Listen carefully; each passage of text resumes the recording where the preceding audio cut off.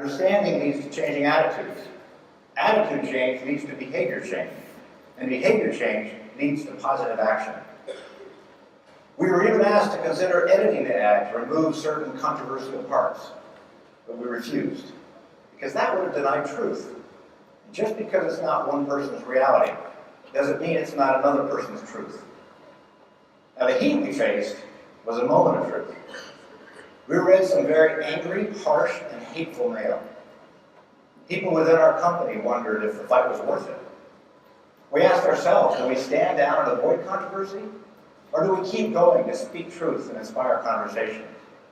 We chose to keep going because there's so much more that must be done to address bias. For example, we heard feedback from the Black community that we need to more accurately portray Black men. So we worked with our partners at BET to understand today's reality for Black men. And the Saturday Morning Group has now transformed those insights into new creative work that will soon debut. And when sixth grader Faith Fennedy was suspended from school for wearing hair extensions, a common and natural hairstyle for Black women, My Black is Beautiful and Agami immediately provided public support, featuring Faith in her beautiful hairstyles on Black Girls Rock, reframing a negative experience into something positive. Why are we taking these actions? Well, because as the world's largest advertiser, we've made a commitment to use our voice as a force for good on important issues like eliminating bias to promote equality. But getting to this commitment has been a journey, often a rocky one. And it's not just the work of a few, but of many at P&G who use their influence to lead. Each of them has experienced their own personal journey, compelling them to act, because they believe in equality, and they believe in what P&G brands and the people of P&G can do to help achieve it. So in the hopes that it may be useful to you and inspire you to act, I'll share insights into my personal moments of truth that led to the conviction to step up with powerful creative work like The Talk.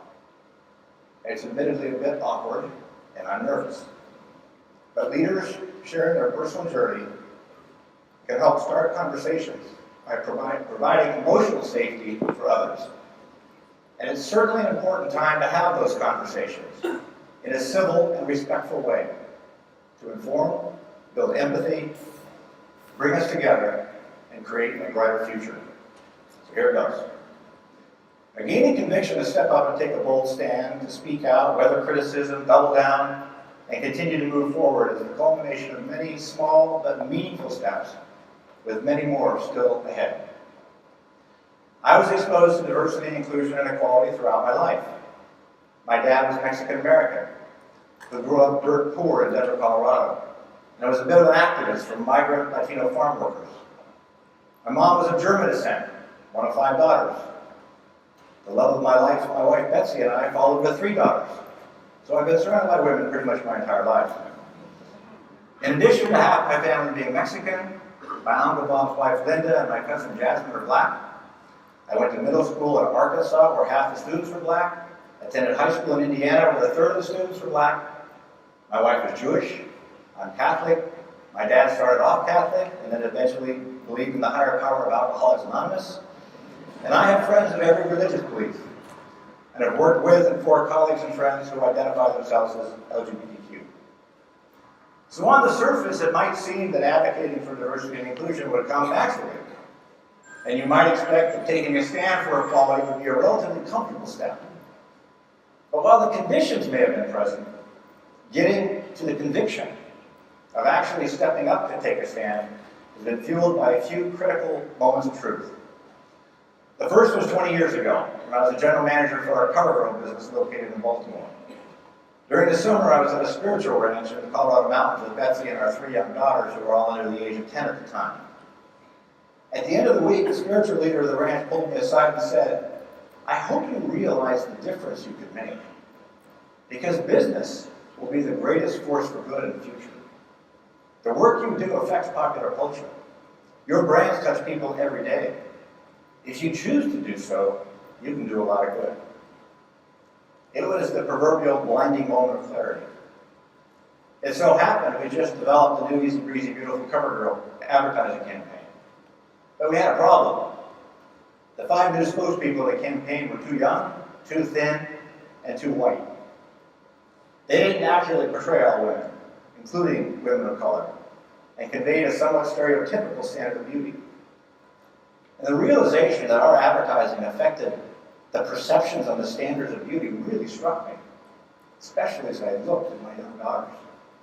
So we changed immediately, partnering with powerful women for a more accurate and positive portrayal of beauty, starting with Queen Latifah, who revolutionized the brand in women's empowerment.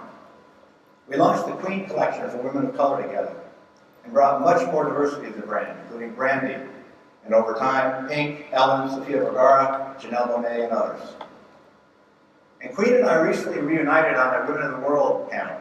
When we finished, she said to me backstage, we have to do something good together again, which we're doing. In June at Cannes, we announced our partnership on the Queen Collective, an effort to build a pipeline of multicultural women directors for film, advertising, and media. And we just selected and started mentoring our first 2 Black women directors, Haley and Brittany. Now, there was another moment of truth that was more difficult.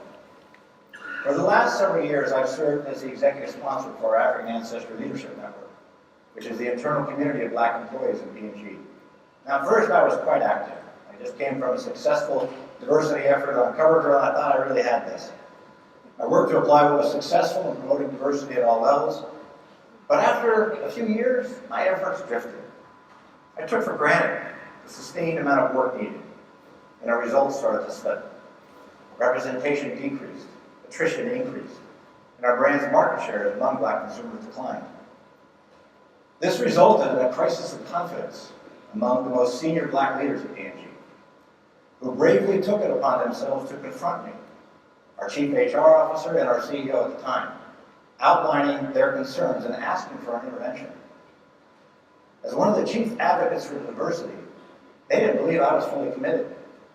They didn't believe that we in leadership were doing enough. And they were right. We had awareness, but what we lacked was demonstrated conviction. And most importantly, we lacked sustained action. This was a profound moment and a huge wake-up call. I went through every emotion. Most of all, the pain of disappointment in myself for letting people down. People I cared deeply about, not just as colleagues, but as friends. It was an important moment of truth. Do I slink away or step up? I decided to step up. I personally engaged in deep dialogues with trusted colleagues and friends, many of whom are here today, like Damon Jones, Leila Coffey, and Andrea Wilkerson, Crystal Harris, and Verna Copenhagen, and Tanisha Jackson, and many others, who were willing to educate me, share their feelings, and tell me what I was missing, and most of all, what actions I could take to do the right thing. We formed an external advisory board so we could go deep. And we asked to hear from Black employees so we could get a genuine understanding of the reality that they face, so we could take action with the kind of rigor we take with any business problem. Our Chief Diversity Officer, William Gibson, who is one of the most amazing human beings you will ever know, arranged what's called a fishbowl session, where senior leaders could actually observe Black leaders speaking truth from every level of the company and from those who have left P&G. These people courageously shared the realities of what they faced and are still facing. And words cannot convey the raw emotion that they expressed and that all of us felt. I was shocked at the bias that still existed. It was painful to hear about the cumulative impact of comments, dismissals, misunderstandings, exclusions, and hard to fathom the fear that exists outside our walls in the community. It was clear that we, and I personally, had to step up. We had some cursory awareness and commitment, but not enough depth, and certainly not enough action. So we set goals from the very top of the house to be the best company for African American employees and the best brands for AA consumers. We worked to engage the entire African Ancestry Leadership Network, to educate and enroll more champions, and develop a multi-year program of internal and external activities to bring people of all races together to learn, gain familiarity with each other, and create allies. Internally, we have a Stepping Up event where we openly share our progress, problems, and inspiration. And we more openly celebrate Black History Month, not just with Black employees, but with all employees. And we have a company-wide summit that was just completed last week to learn and build community. Externally, we have major sponsorships with the Essence Festival, Cincinnati Music Festival, BET. We've hosted the NAACP and National Urban League conventions because our voice matters.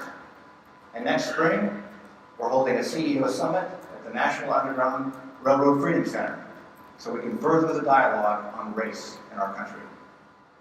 Now, we're not where we want to be, but we're taking action and we're moving forward, and our results are starting to improve again, both with our employees and with the consumers that we serve.